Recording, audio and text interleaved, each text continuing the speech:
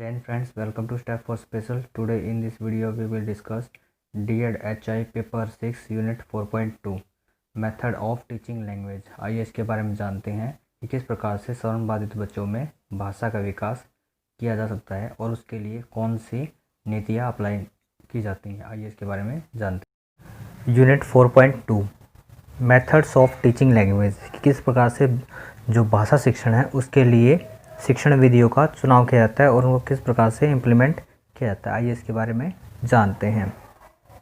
अब यहाँ पर दिया गया है, श्रवण बाधित बालकों की शिक्षा कई विधियों पर आधारित है। ये विधियाँ बालकों के भाषा विकास में सहायक होती हैं। श्रवण बाधित बालकों की शिक्षा का इतिहास बहुत पुराना रहा है, जिसमें केवल शिक्षण विधियों का प्रयोग किया जाता था। इन विधियों का अपना अलग अस्तित्व है। अब यहाँ पर बताया कि जो हीरिंग इम्पेयर्ड बच्चे होते हैं उनका शिक्षण पैटर्न है या एजुकेशन का जो सिस्टम है वह बहुत ही पुराना है। पुराने टाइम से ही जो श्रवण बाधित बच्चे हैं उनके लिए एजुकेशन के लिए जो मेथड्स हैं वो डिज़ाइन किए जाते थे और उनको एजुकेशन प्रदान की जाती थी और ये सब उनकी आवश्यकता के अनुसार विभिन्न रूपों में तैयार किए जाते थे और इनका अलग अलग अपना खुद का स्वयं का अस्तित्व है। अस्तित्व मतलब इनका खुद का इतिहास है, ये यहाँ पर बताया गया है। आइए इसके बारे में आगे जानते हैं। इसकी पहली विधि अति प्रचलित विधि है जिसे हम प्राकृतिक विधि कहते हैं। अब यहाँ पर जो बताया गया कि सबसे जो पुराना जो सिस्टम था, मेथड था टीचिंग का, उसको बताया गया है प्राकृतिक विधि, नेचुरल मेथड, जिसके द्वारा बच्चों को एजुकेशन देने के लिए हमें जिसके द्वारा बच्चों को एजुकेशन देने के लिए प्रयोग किया जाता था। अब आगे दिया गया है, जबकि दूसरी विधि को संरचनात्मक विधि के नाम से जाना जाता है। सन 1900 ईस्वी में इस विधि के साथ एक नई विधि की खोज हुई जिसे हम संयुक्त विधि के नाम से जानते हैं। संयुक्त विधि प्राकृतिक विधि और संरचनात्मक विधि के योग से बना हुआ है। अब यहाँ पर बताया कि सबसे जो प्राचीन विधि है उसको नेचुरलिज्म के नाम से जानते हैं हम, और जो उसके साथ में जो आती थी जो संरचनात्मक विधि के नाम से जाना जाता था। उसके बाद जो सन 1900 में जो हमारे सामने एक नई विधि के रूप में आया जिसको हम जानते हैं संयुक्त विधि के नाम से, जिसके अंदर जो प्राकृतिक विधि है और संरचनात्मक विधि थी उसको कंबाइंड करके एक मिला जुला रूप वहाँ पर देखने को मिला, जिसके द्वारा बच्चों को एजुकेशन और भाषा डेवलपमेंट के लिए प्रयोग में किया जाता था। ये यहाँ पर बताया गया है। आइए इसके बारे में आगे जानते हैं।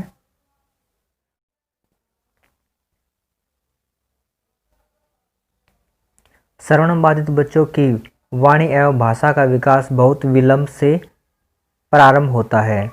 विशेष आवश्यकता वाले बच्चों की भाषा शिक्षण हेतु विशेष शिक्षक तथा वाणी चिकित्सक विभिन्न प्रकार की विधियों के माध्यम से शिक्षण एवं वाणी तथा भाषा का विकास करते हैं। अब यहाँ पर बताया कि जो हियरिंग इम्पेयर्ड बच्चे होते हैं जिनके अंदर भाषा और वाणी का विकास नहीं हुआ रहता, उनके अंदर भाषा वाणी का विकास करना बहुत ही कठिन होता है और जिसके लिए उनके जो स्पीच थेरेपिस्ट होते हैं वो और स्पेशल एजुकेटर होते हैं वो सब मिलकर एक टीम के रूप में कार्य करते हैं, जिसके द्वारा बच्चों को भाषा के जो एस्पेक्ट्स हैं उनको प्राप्त करने में सहयोग प्रदान किया जाता है। ये यहाँ पर बताया गया है।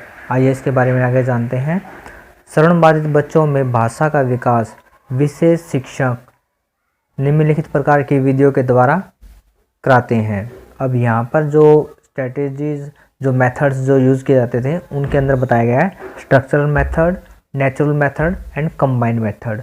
ये सब के सब जो मेथड्स हैं जिनके द्वारा बच्चों को एजुकेशन देने के लिए या फिर उनके अंदर भाषा का विकास करने के लिए जिन मेथड्स का यूज़ किया जाता है ये वो मुख्य रूप से 3 थे, जिनमें से सबसे प्राचीन जो बताया गया है नेचुरलिज्म बताया गया, उसके बाद स्ट्रक्चर्ड और उसके बाद कंबाइंड मेथड जो कि स्ट्रक्चरल का और नेचुरलिज्म का मिला जुला रूप हमारे सामने आता है। आइए इनके बारे में आगे जानते हैं। अब यहाँ पर दिया गया स्ट्रक्चर्ड मेथड, संरचनात्मक विधि। इस विधि में शिक्षण कार्यों में व्याकरण का प्रयोग तथा भाषा के संरचना का प्रयोग HI बच्चों के भाषा विकास हेतु प्रयोग किया जाता है। यह विधि भाषा के चरणबद्ध विकास का ध्यान देती है। अब यहाँ पर बताया कि जो चरणबद्ध है उसको सीरियल वाइज या स्टेप टू स्टेप का नाम से हम जान सकते हैं, ये यहाँ पर बताया गया है। इस विधि में जो व्याकरण है, जो ग्रामर है, उन सब चीज़ों को प्रयोग करके बच्चों के अंदर भाषा वाणी विकास का जो पहलू है वो पर्याप्त करने में सहयोग प्रदान किया जाता है, ये बताया गया है। आगे दिया गया इसमें, श्रवण बाधित बच्चों में भाषा का अभाव होता है जिसके कारण उनकी भाषा विकसित नहीं हो पाती है। अतः भाषा के विकास हेतु व्याकरण के साथ भाषा विकास पर जोर दिया जाता है, ये यहाँ पर बताया गया है। अब इसके अंदर बताया गया कि जो बच्चों के अंदर हियरिंग इम्पेयर्ड बच्चे होते हैं, श्रवण बाधित बच्चे होते हैं, उनके अंदर भाषा विकास न हो पाने की वजह से जो उनका व्याकरण का आस्पेक्ट होता है, एरिया होता है, वो भी इफेक्टेड हो जाता है। अब यहाँ पर जब बच्चों के लिए भाषा वाणी विकास का प्रयोग किया जाता है तो वहाँ पर उनके व्याकरण के जो भी एस्पेक्ट्स होते हैं उनके ऊपर भी जोर दिया जाता है, ताकि वो भी साथ के साथ बच्चे जान सके, उसको समझ सके, ये यहाँ पर बताया गया है। मुख्य रूप से अगर हम इन शॉर्ट इसको समझना चाहें तो स्ट्रक्चरल मेथड के लिए हम क्या कहते हैं कि स्ट्रक्चर का मतलब हम समझ सकते हैं किसी भी चीज़ को क्रमबद्ध तरीके से स्टेप टू स्टेप लर्न करना। यानी किसी भी लैंग्वेज को, जैसे कि हम इंग्लिश को सीखते हैं, बच्चे को सिखाते हैं, तो वहाँ पर टेंस होते हैं, वर्ब्स होते हैं, हेल्पिंग वर्ब्स होते हैं, सब कुछ स्टेप से उनके फॉलो करवाते हैं और फिर उसके बाद बच्चे को लैंग्वेज का जो पूरा ज्ञान है वो मिल पाता है। इसी रूप में जब भाषा के लिए हियरिंग इम्पेयर्ड बच्चों को तैयार किया जाता है तो वहाँ पर भी उनके लिए जो क्रमबद्ध तरीका है उसको प्रयोग करके बच्चों को भाषा वाणी विकास के साथ जोड़ा जाता है और उनको ग्रामर के जो एस्पेक्ट्स होते हैं, जो पॉइंट्स होते हैं, उनको भी साथ के साथ क्लियर करवाया जाता है, ये यहाँ पर बताया गया है। इसमें आगे दिया गया है, आइए जानते हैं इसमें। जिस प्रकार एक एक ईंट रख कर दीवार का निर्माण किया जाता है जिससे कि मकान बनकर तैयार हो जाता है, उसी प्रकार वाक्य बनाने के लिए व्याकरण के छोटे छोटे शब्दों का प्रयोग किया जाता है। अब यहाँ पर एक एग्जाम्पल के रूप में दिया गया है कि जिस प्रकार हम एक छोटी छोटी ईंटों का प्रयोग करके एक दीवार का प्रयोग करते हैं और उन सब दीवारों को मिलाकर एक घर का निर्माण करते हैं, उसी प्रकार यहाँ पर बताया गया है कि जब बच्चों को भाषा वाणी विकास के साथ जोड़ा जाता है तो वहाँ पर उसके जो व्याकरण के छोटे वाले एस्पेक्ट्स होते हैं उन सब के बारे में बताया जाता है। छोटे छोटे शब्दों का जो एक संगठन है वो तैयार किया जाता है जिसके द्वारा बच्चों के अंदर जो पूर्ण रूप से वाणी का या भाषा का विकास हो जाता है, ये यहाँ पर बताया गया है। इसके लिए जो स्ट्रक्चरल मेथड है उसका प्रयोग किया जाता है। आइए इसमें आगे जानते हैं। संरचनात्मक विधि की निम्नलिखित विशेषताएं होती हैं। अब जो स्ट्रक्चर्ड मेथड दिया गया है उसके कुछ विशेषताएं बताई गई हैं, आइए उनके बारे में जानते हैं। अब फर्स्ट दिया गया है इसके अंदर, इस विधि में भाषा विकास करने के लिए पढ़ाने पर अधिक जोर दिया जाता है। अब यहाँ पर बताया गया कि जो स्ट्रक्चर मेथड है, स्ट्रक्चर मेथड के अंदर जो मोटिव है वो फॉलो किया जाता है कि बच्चे जितना अधिक पढ़ेंगे उतना अधिक उनको भाषा ज्ञान होगा, उतना अधिक वो भाषा के बारे में जान पाएंगे, ये यहाँ पर बताया गया है। सेकंड पॉइंट में दिया गया है, भाषा मौखिक अभिव्यक्ति है, भाषा का लिखित रूप वास्तविक रूप नहीं है, मौखिक रूप भाषा का वास्तविक रूप है। अब जो स्ट्रक्चर्ड मेथड है उसके अंदर माना जाता है कि जो भाषा का अभिव्यक्ति का मौखिक रूप ही सबसे अहम है, इसमें जो लिखित रूप है उसको वास्तविक रूप नहीं माना जाता। अब जो बच्चा बोलता है उसको बच्चे की वास्तविक भाषा के रूप में जाना जाता है। थर्ड दिया गया है, इस विधि के दौरान बालकों को व्याकरण के नियमों का ज्ञान भी कराया जाता है। अब इसके अंदर बताया गया है कि जो स्ट्रक्चर्ड मेथड है इसके अंदर क्या किया जाता है, बच्चों को जो ग्रामर के जो पॉइंट्स होते हैं, जो नियम होते हैं, उनके बारे में भी बताया जाता है ताकि वह अच्छे से जो भाषा ज्ञान है उसकी बारीकियों को समझकर इन द फ्यूचर उसको यूज़ कर सके। 4 पॉइंट दिया गया है, यह विधि प्राय अधिक आयु के बालकों के लिए प्रयोग की जाती है। अब स्ट्रक्चर्ड मेथड है, इसके अंदर क्या किया जाता है कि जो क्रिटिकल एज से, जो 3 to 7 ईयर की एज से निकल चुके हैं जो बच्चे, या फिर जो हायर एजुकेशन के लिए या फिर हायर क्लास के लिए हम प्रमोट कर रहे हैं, जिन बच्चों को हियरिंग इम्पेयर्ड से संबंधित हैं, उन बच्चों के लिए इस प्रकार की जो रणनीति है या फिर इस प्रकार का मेथड है वो प्रयोग किया जाता है।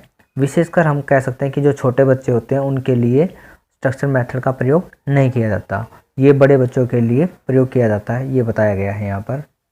आइए इसमें आगे जानते हैं। 4 दिया गया, इस विधि में पाठ्यक्रम लचीला होता है फ्लेक्सिबल होता है कि बच्चे के अकॉर्डिंग उसके अंदर कुछ भी हम जो स्टेप्स हैं उसको कम या ज़्यादा कर सकते हैं उसकी नीड के अकॉर्डिंग। क्योंकि बहुत सारे बच्चों की जो हेयरिंग इम्पेयरमेंट एक कैटेगरी हमने ग्रुप कर लिया है, लेकिन उसके अंदर भी बहुत सारे बच्चों के साथ अलग अलग जो विषमताएं हैं, जो समस्याएं हो सकती हैं, जिसकी वजह से उनका जो लर्निंग कैपेबिलिटी है वो अलग अलग हो सकती है। कि जैसे कि हम साइकोलॉजी में पढ़ चुके हैं कि हर एक बच्चे का जो योग्यता होती है वो दूसरे बच्चे से भिन्न होती है। इसी के आधार पर जो पाठ्यक्रम है उसको लचीला बनाया जाता है। 6 पॉइंट दिया गया है, इस विधि के द्वारा शिक्षक बालक के श्रवण शक्ति का लाभ लेता है। इसमें बालक को अभ्यास कार्य पर भी जोर दिया जाता है। अब यहाँ पर बताया गया कि जितना बच्चा अधिक से अधिक मेमोराइज कर पाएगा, किसी चीज़ को रटने पर जोर दिया जाता है इसके अंदर, कि जितना बच्चा अधिक रटेगा और उसको उतना ही अधिक भाषा का ज्ञान होगा, ये यहाँ पर बताया गया है। क्योंकि जो फॉर्मूलाज हैं, जो पैटर्न्स हैं, वो रटने पर जोर देते हैं, ना कि उसको भी प्रैक्टिकल यूज़ करने पर। यहाँ पर बच्चों की जो समझ शक्ति है उसका बताया गया है कि जो मेमोराइज कर पाते हैं बच्चे, जिसको रटने के नाम से भी हम जान सकते हैं, उस चीज़ का यहाँ पर लाभ लिया जाता है। कि जिन बच्चों के अंदर जो रटने की क्षमता अधिक होती है वह उतना ही अधिक जो भाषा है उसको प्राप्त कर पाते हैं, ये यहाँ पर बताया गया है। आइए अब जो इसका स्ट्रक्चर्ड मेथड है, इसके कुछ एडवांटेज बताए गए हैं, इसके लाभ बताए गए, बेनिफिट्स, उसके बारे में जान लेते हैं। फर्स्ट दिया गया इसके अंदर, भाषा का मौखिक अभ्यास करने से पुस्तकीय ज्ञान के स्थान पर दिन प्रतिदिन बोलचाल में उपयुक्त भाषा का अभ्यास करना अधिक उपयोगी माना जाता है।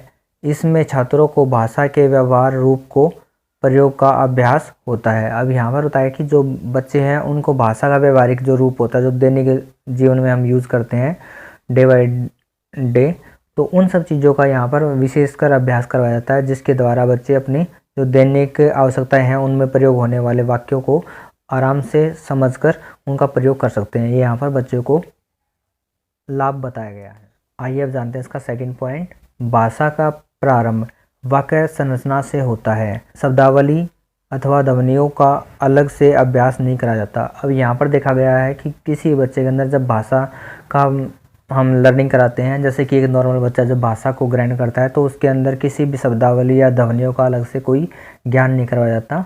बच्चा स्टार्टिंग से ही जो भाषा के वर्ड्स हैं, शब्द हैं, उनको सीख लेता है और उनको अपने वाक्य के रूप में प्रयोग करने लग जाता है, ये यहाँ पर बताया गया है। भाषा सीखने, उसे भली बातें समझने तथा उसका व्यवहार करने का एकमात्र उपाय यह है कि छात्र भाषा को सुने और उसका अभ्यास करें। अब यहाँ पर बताया कि जब बच्चे जितना अधिक सुनेंगे वह उतना ही अधिक सीख पाएंगे, और उसका जितना अधिक अभ्यास करेंगे वह उसके अंदर उतना ही क्लियरिटी के साथ उसको प्रयोग करने में सक्षम हो पाएंगे, या फिर उनके अंदर कॉन्फिडेंस लेवल बढ़ेगा, ये यहाँ पर बताया गया है। थर्ड पॉइंट दिया गया है इसमें, इस विधि के द्वारा शिक्षण में सर्वप्रथम वही सामग्री छात्रों के सामने प्रस्तुत की जाती है जिसे उसने मौखिक रूप से सीख लिया हो। अब यहाँ पर बताया कि जो व्यवहारिक रूप से जो बच्चों के सामने जो टीएलएम प्रयोग किया जाता है वह वही प्रयोग किया जाता है जो बच्चों ने मौखिक रूप से सीख लिया हो या फिर जिनका वह शाब्दिक रूप से प्रयोग कर सकता है। 4 पॉइंट दिया गया है, इस विधि में भाषा को मौखिक रूप से प्रस्तुत करने पर अधिक बल दिया जाता है, जो कि भाषा शिक्षण का एक मुख्य उद्देश्य होता है। अब यहाँ पर बताया कि जो इस विधि में बताया गया है कि मौखिक रूप से जो भाषा का प्रयोग करने पे अधिक से अधिक बल दिया गया है, कि यहाँ पर जो साइन है उनका कोई भी स्थान नहीं है, यहाँ पर बच्चे को लिखने पर जोर नहीं दिया था। यहाँ पर बताया कि सब जो मौखिक रूप होता है भाषा का उसको यूज़ करने के लिए प्रोत्साहित किया जाता है या फिर उसी के ऊपर अधिक जोर दिया जाता है, ताकि वह अधिक से अधिक भाषा शिक्षण सीख सके और भाषा के साथ जुड़ सके। ये यहाँ पर बताए गए हैं इसके बेनिफिट्स के बारे में। आइए अब इसके कुछ डिसएडवांटेज हैं उनके बारे में जान लेते हैं। फर्स्ट जो इसका डिसएडवांटेज दिया गया है उसके बारे में जानते हैं। यहाँ पर इस विधि के सफल प्रयोग में शिक्षक को कार्य के प्रति तीव्र निष्ठा एवं परिश्रम की आवश्यकता होती है, कि जब इस प्रकार की विधि को हम पूर्ण रूप से छात्रों के बीच में लागू करते हैं तो वहाँ पर जो शिक्षक की जो कार्य की नीति होती है, रणनीति होती है, वह बहुत ही तीव्र और निष्ठावान और ईमानदारी से होनी चाहिए। क्योंकि जो बारीकियां हैं उनके ऊपर अधिक से अधिक शिक्षक को या फिर जो उसका ट्रेनर है उसको ध्यान देने की ज़रूरत होती है कि बच्चे कोई भी गलत एक्टिविटी ना करे या फिर गलत उच्चारण ना करे। अगर वो गलत उच्चारण करेगा तो बच्चा उसी चीज़ को रिपीट कर लेगा और इन द फ्यूचर भी उसी चीज़ को दोहराता रहेगा। तो इसलिए सबसे ज़रूरी होता है कि शिक्षक के कार्य के प्रति जो जिम्मेवारियाँ हैं वह सीरियस रहती हैं, या फिर जो शिक्षक को अधिक से अधिक बच्चों के जो मौखिक शिक्षण है उसके ऊपर ध्यान देना होता है। ये यहाँ पर बताया गया है, जो कि एक शिक्षक के लिए पॉसिबल नहीं हो पाता हर एक बच्चे के लिए, क्योंकि और भी बच्चों का जो काम करना होता है शिक्षक को, इसलिए जो उसके डिसएडवांटेज के रूप में हम इसको नोट कर सकते हैं। आइए अब जानते हैं इसका सेकंड डिसएडवांटेज। छात्रों में श्रवण एवं भाषा का विकास करने के लिए शिक्षण में प्राय समय की आवश्यकता होती है। शिक्षण में पर्याप्त समय की आवश्यकता होती है। कक्षा के सीमित समय में अभ्यास संभव नहीं हो पाता। यानी कि इसके अंदर बताया कि जो टाइम ड्यूरेशन है वह अधिक होना चाहिए, क्योंकि बच्चों को जितना अधिक वह प्रैक्टिस करेंगे, जितना अधिक वह अभ्यास करेंगे, वह उतना ही अधिक जो भाषा शिक्षण है या फिर भाषा का विकास कर पाएंगे। इसके लिए यह संभव नहीं है कि एवरी क्लास में बच्चों को इतना टाइम दिया जाए ताकि वह अधिक से अधिक अभ्यास कर सकें, क्योंकि अगर किसी बच्चे को या फिर क्लास में इतना टाइम दिया जाएगा तो अदर जो सब्जेक्ट्स हैं वो भी पूरे करवाने होते हैं, जो कि नहीं हो पाएंगे। इसलिए इसको हम एक नेगेटिव पॉइंट के बारे में या फिर एक डिसएडवांटेज के रूप में नोट कर सकते हैं। थर्ड दिया गया इसके अंदर, इस विधि की सफलता साचा निर्माण विधि यानी कि मॉडल पर निर्भर या आधारित होती है। इसके निर्माण के लिए समुचित व्यवस्था एवं उचित शिक्षण सामग्री की आवश्यकता होती है। अब यहाँ पर बताया गया कि जो इस प्रकार का जो मेथड है या फिर जो मॉड्यूल है जो बच्चों के लिए यूज़ किया जाता है उसका बहुत ही अच्छे से निर्माण करना होता है। उसकी सफलता के लिए बहुत ही अच्छे जो TLMs होते हैं उनकी व्यवस्था करनी होती है। उसके लिए उचित हर एक प्रकार की व्यवस्था की ज़रूरत होती है ताकि वह उसको लागू कर सके और बच्चों में भाषा जो विकास है वह अच्छे से हो सके, जो कि इतना पॉसिबल नहीं हो पाता कि बच्चों के लिए हर एक प्रकार का जो TLM है या शिक्षण सामग्री है वो सब मौजूद हो सके और उनके लिए हर प्रकार की जो सुविधा है वो उपलब्ध हो सके। इसलिए इस चीज़ को भी हम इसके एक डिसएडवांटेज के रूप में नोट बारे में आगे थोड़ा सा दिया गया उसके बारे में जान लेते हैं। आइए इसके बारे में कुछ आगे दिया गया उसमें जानते हैं। सभी शिक्षक न तो निर्माण की प्रक्रिया, अब आगे दिया गया इसमें, सभी शिक्षक न तो निर्माण की प्रकृति से न तो परिचित हैं न ही अभ्यस्त हैं। इसलिए शिक्षक को कठिनाइयों का सामना करना पड़ता है। एक बार सामग्री निर्माण हो जाने पर छात्रों के भाषीय स्तर पर उसकी योग्यता के अनुसार परिवर्तन करना पड़ता है। अब यहाँ पर बताया कि समय समय पर जो बच्चों की आवश्यकता है उसके अनुसार जो शिक्षण सामग्री है उसमें भी परिवर्तन किया जाता है और बच्चों की आवश्यकताओं को ध्यान में रखते हुए भी नए जो सामग्रियाँ हैं उनका निर्माण किया जाता है। जो बच्चों में भाषा शिक्षण के लिए स्ट्रक्चर मेथड है उसको लागू करना बहुत ही इफ़ेक्टिव होता है। अगर उसके बारीकियों को या फिर उसकी आवश्यकता को समय पर पूरा कर दिया जाए तो बच्चों में भाषा विकास बहुत अच्छा होता है। लेकिन इन सब चीज़ों का भी विशेषकर मैनेजमेंट और प्रबंधन करना बहुत ज़रूरी होता है, जिसके आधार पर बच्चों में भाषा का विकास हो सके। अब सब की सब जो आवश्यकताएं हैं उनको किस प्रकार से पूरा करना है, ये मैनेजमेंट का और जो शिक्षण जो टीम है उन सब का महत्व होता है, उन सब का योगदान होता है ताकि बच्चे के अंदर भाषा विकास हो सके।